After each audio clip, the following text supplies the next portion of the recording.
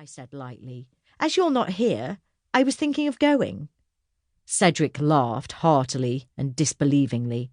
"I thought you'd grown out of that sort of party," he said. "I must go, darling. I'll ring you on Monday and we'll have dinner. Take care of yourself. And remember, no orgies. They're bad for my reputation."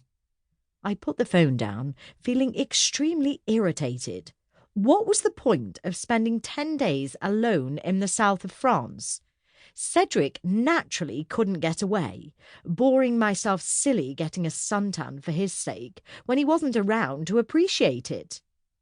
I looked out at the September evening, the dusk with its suggestion of autumn and night drawing in, and another year passing shotwaves of repressed lust through me. I thought of sex and sin and all the men in the world I'd never have the chance to get my hands on now. It was such a long, long time since I'd been to a good party. Cedric thought all my friends so frivolous and idiotic he'd scared them away. I looked at his photograph again. Short, fair hair, clear, blue eyes, a determined chin. Life is earnest. Life is real, I said to myself firmly. Cedric would hate me to go to Annie Richmond's orgy, so I won't go. An hour later, feeling horribly guilty, I crept up the stairs to Annie Richmond's flat, having heard the roar of the party all the way down the street. Annie opened the door.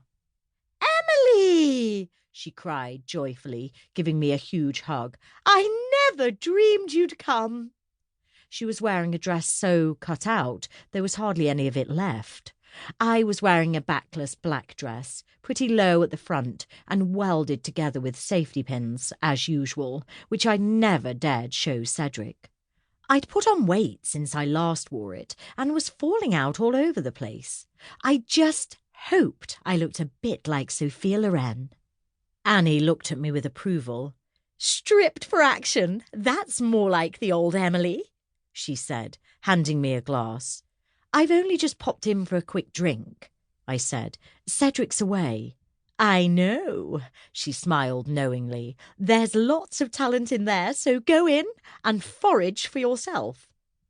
The next room was impossibly, clamorously full of good-looking people trying to shout each other down.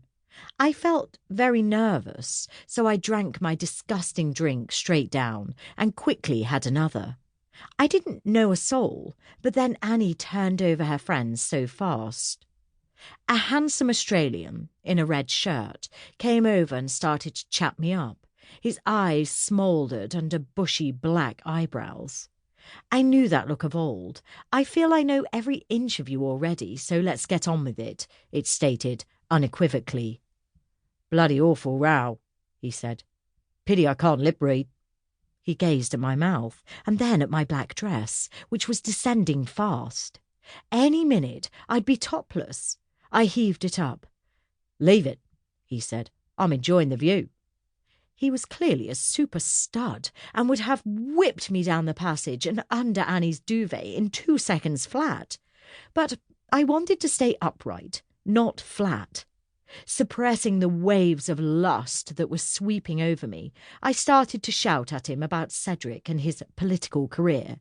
He can't have heard much of what I was saying, but seemed to get the message, and drifted off.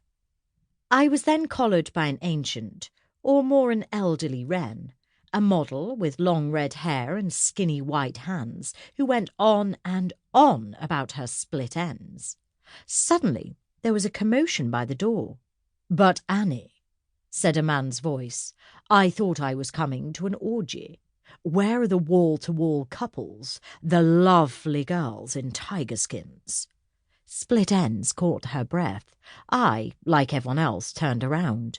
My jaw clanged, for standing in the doorway was one of the most sensationally attractive men I had ever seen. He was tall, with broadish shoulders, long black hair, restless dark eyes with a wicked gleam in them, and an arrogant, sulky mouth. He oozed sexuality. He looked round the room, as cool and haughty as a prince, yet he had an explosive quality. To keep listening to this audiobook, I've left you a link in the description so you can do it, at no cost thanks to Audible's 30-day free trial.